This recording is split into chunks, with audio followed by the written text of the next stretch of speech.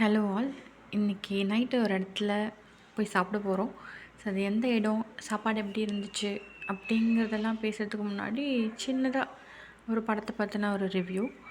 ரீசெண்டாக ஆண் பாவம் பொல்லாதது அப்படிங்கிற ஒரு படத்தை பற்றின நிறைய டிபேட் சோஷியல் மீடியாவில்.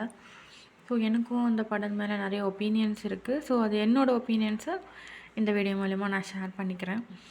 ஸோ அந்த படத்தில் எனக்கு சில விஷயங்கள் பிடிச்சிருந்துச்சு. எதுனா ஃபெமினிசம்னா இது இல்லை அப்படின்னு ஒரு பாயிண்டில் காமிச்சிருக்காங்க. அண்ட் ஃபெமினிசம்க்கு ஒரு புது விளக்கம் கொடுத்துருக்காங்க. அது கொஞ்சம் அக்செப்டபுளாக தான் இருந்துச்சு.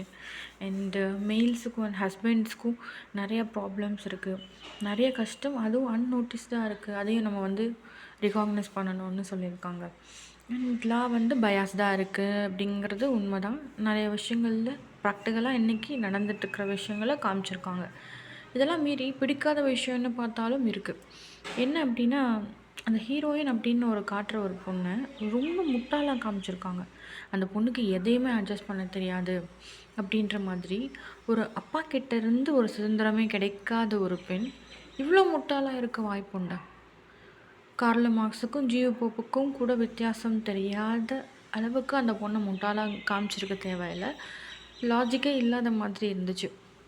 ஒரு பக்கம் இண்டிபெண்டன்ஸ்க்காக ஏங்குறேன், அண்ட் ஒரு பக்கம் ஜியோ போப்புக்கும் கார்ல் மார்க்ஸுக்கும் வித்தியாசம் தெரியல அப்படின்னு போடும்பொழுது, இதை காமெடிக்காக கூட இப்படி காமிச்சிருக்க வேண்டாம்.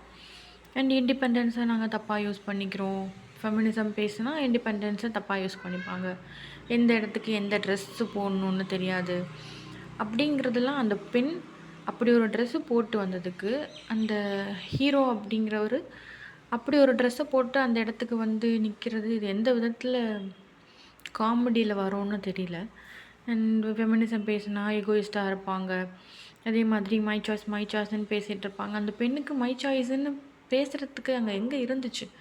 ஏன்னா அந்த பெண் அரேஞ்ச் மேரேஜ் தான் பண்ணிக்கும்பொழுது. ஸோ எல்லாமே ஒரு முரண்பாடோடையே இருந்துச்சு. அதே மாதிரி சிகரெட் அடிக்கணும், தண்ணி அடிக்கணுங்கிறதெல்லாம் ஃபெமினிசம் பேசுகிறவங்களோட விருப்பமாக இருக்கும்னு காமிச்சிருக்கிறதெல்லாம் ரொம்ப லாஜிக்கே இல்லாத மாதிரி தான் இருந்துச்சு. அண்ட் லேடி லாயர்ஸாக ஈகோ பிடிச்சவங்களா காட்டுறது, அண்ட் மேல் லாயர்ஸை ரொம்ப கைண்ட் ஹார்ட்டடாக குட் கேரக்டராக காட்டியிருக்கிறது. ஏன்னா நானும் ஒரு ஃபீமேல் லாயர்ன்னும் பொழுது நாளைக்கு அப்படி பார்க்குறவங்களுக்கும் அப்படி தானே தோணும்.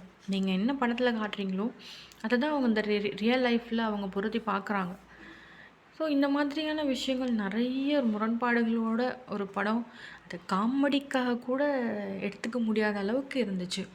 ஸோ படங்களில் பெண்களை ரொம்ப கண்ணியமாக தைரியமான கேரக்டரை காட்ட ஆரம்பித்தாதான் ரியல் லைஃப்லேயும் பெண்கள் தைரியமாக இருந்தாங்கன்னா அவங்களே பாராட்டுறதுக்கு முன் வருவாங்க.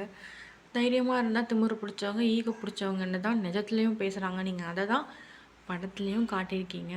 ஸோ இந்த மாதிரியான தாட்ஸ் உள்ள படங்களை எடுக்காமல், ஸோ பெண்களுக்கு மரியாதை கொடுக்குற மாதிரியான படங்களை எடுக்கணும்னு நான் சொல்லிக்கிறேன். ஸோ ஃபைனலாக தில்லைநகரில் ஒரு ஷாப்புக்கு போயிருந்தோம். அதில் எல்லாமே 69 ருப்பீஸில் இருந்துச்சு. நீங்கள் போனீங்கன்னா ரொம்ப அஃபோர்டபுள் ரேட்டில் ஃபுட்டு ரொம்ப டேஸ்ட்டாக இருந்துச்சு. ஒரு பர்சன் நல்லா வயிறு ஃபுல்லாக சாப்பிட்ற அளவுக்கு டேஸ்ட்டாக இருந்துச்சு. ஸோ சிக்கன் ஃப்ரைட் ரைஸும் சிக்கன் 65யும் சாப்பிட்டோம். அண்ட் ஃபைனலாக பில் பே பண்ணிவிட்டு வீட்டுக்கு கிளம்பியாச்சு. ஸோ வேறு படத்தை பற்றி வேறு ஒரு வீடியோவில் ரிவ்யூ பார்க்கலாம். ஸோ சேனலை சப்ஸ்கிரைப் பண்ணுங்கள். And thank you.